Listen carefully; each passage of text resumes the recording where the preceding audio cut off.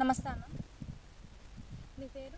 నా పేరు ఇంద్రసేనారెడ్డి. ఓకే. ఏ ఊర్లో ఉంటారు? గడ్డిచెరువు మాది. ఏం చేస్తుంటారు? వ్యవసాయం చేస్తాం. వ్యవసాయం. పొలం ఉందా అయితే? పొలం ఉంది, ఎన్ని ఎకరాలు?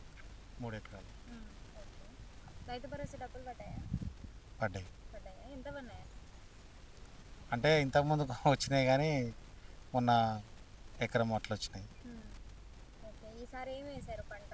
ఈసారి వరి వరి వేశారు. వరి బెండ తోట వేస్తాం మేము. అట్లా అంటే వర్షాలు పడుతున్నాయి కదా, ఇప్పుడు పంటలు మంచిగా పండుతున్నాయా ఏంటి? మంచి పంట. మంచిగా ఉంది. ఓకే. పర్వాలేదు. ఓకే. సన్నబియ్యం వస్తున్నాయా? వస్తుంది. ఎలా ఉన్నాయి అవి? మంచిగా ఉన్నాయి. అవే తింటున్నారా? తింటాం. అవే తింటున్నారు. అంటే తింటాం, మేము రైతులం కదా, అవి కూడా వండించుకొని తింటాం అట్లా. ఓకే. ఓకే. ఫ్రీ కరెంట్ వస్తుందా అన్న? వస్తుంది. అంటే ముందు ఎంత కరెంట్ బిల్ కడుతుంది? అంతకుముందు కావడం ఒక 1000-1500 అట్లా కట్టేది మేము. ఓకే. ఇప్పుడైతే మిగిలిపోతుందా అది?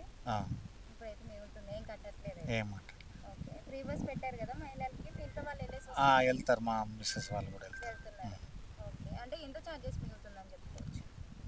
ఎంత మేడం ఇక అది, కానీ వెళ్తాం అప్పుడప్పుడు వెళ్తుంది, మా మిస్సెస్ కూడా పోయి వస్తుంటుంది, బస్ కూడా వెళ్తుంటుంది వస్తుంటుంది. ఓకే.